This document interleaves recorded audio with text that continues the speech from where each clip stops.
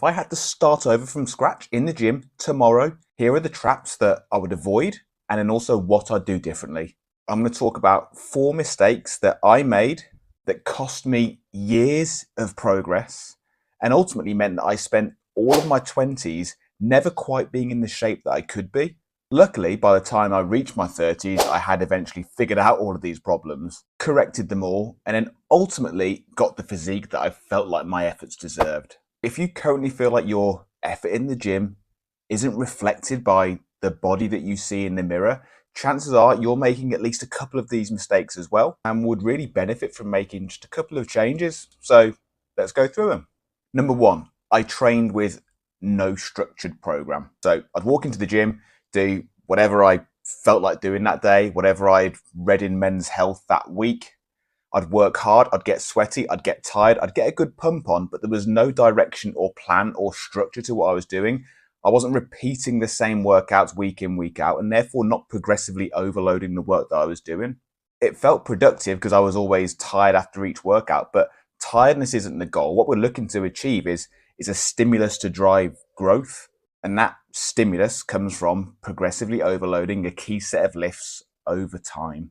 It's not to say that I didn't gain muscle during this time. I did, but that's because I had teenage testosterone, a good work ethic, I had consistency, but I probably left so much gains on the table that I could have made if I had had a structured training plan that I stuck with for at least 12 weeks at a time. I think with that, I'd have got considerably better results. Number 2, and this ties into the last one, I wasn't logging my lifts. I would just rely on a bit of memory and also just feel. I kind of thought, well, if I'm always doing as much as I can every single time, then surely I'm going to be gradually doing a bit more. But it makes such a difference when you go to an exercise and you know exactly what weight and how many reps you did last week, and you've got that target there to aim for.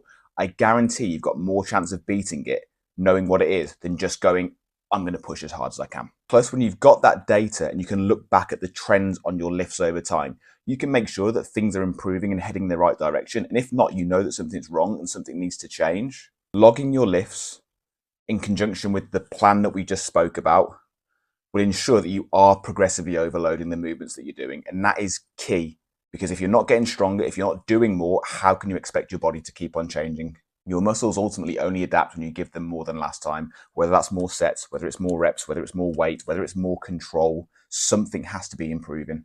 If you're not logging your lifts, start, whether it's on your notes app on your phone, whether you go old school with a little pen and paper, whether you get a specific app, it doesn't matter. Just make sure you've got a record of what you're doing. Number 3, consistency with nutrition. And this is a big one for most people. Now, I don't think most people here have an issue from a muscle building perspective. So I think a lot of people eat adequate calories to build muscle. If anything, they eat too much. In this day and age, we're all more protein conscious and more protein aware because it's been rammed down our throats on social media for the last however many years that you need to eat more protein. There's more protein options in supermarkets. A lot of us are doing a better job on that. I actually think the consistency issue comes more so with both being consistent in a fat loss phase to actually get lean enough to see the muscle that you've built. Because if it's covered by body fat, it's kind of irrelevant anyway. Most people aren't consistent enough with a diet to get to where they need to. And even if they do, they're not consistent enough with their maintenance diet to stay there. Most people just have never actually been lean enough to see what their physique could look like, to be completely honest with you. And again, I was the same. I just assumed wrongly that I just have a different type of body. I'm not the kind of person that can look really defined and really toned. And eventually I got there and realized, oh no, I was just holding too much body fat. That was it. If you never get lean enough to show off your physique, then there's always going to be an element of you that feels like the effort in the gym is being wasted. And then number 4 is that the goal never stays the goal for long enough. Again, this is something that I did a lot. Like I would switch between, okay, I want to get lean. Oh, I want to build muscle. Oh, I want to focus on running for a bit and train for a marathon. Oh, I want to get my deadlift up. Whatever it was, there was just the goal would be changing too frequently to ever actually achieve the thing that I set out to achieve. And so you kind of just are constantly like bouncing from pillar to post, but never actually sticking with one thing long enough to make any meaningful progress. And the problem is a lot of these goals do take a decent chunk of time to reach. Building muscle is a slow progress. Getting fit is a slow progress. Getting lean, not quite as slow as building muscle, but for most people, because they find it more difficult, it does end up taking as long. If you never see something through to completion, you're never really getting anywhere. You're just staying mediocre at everything.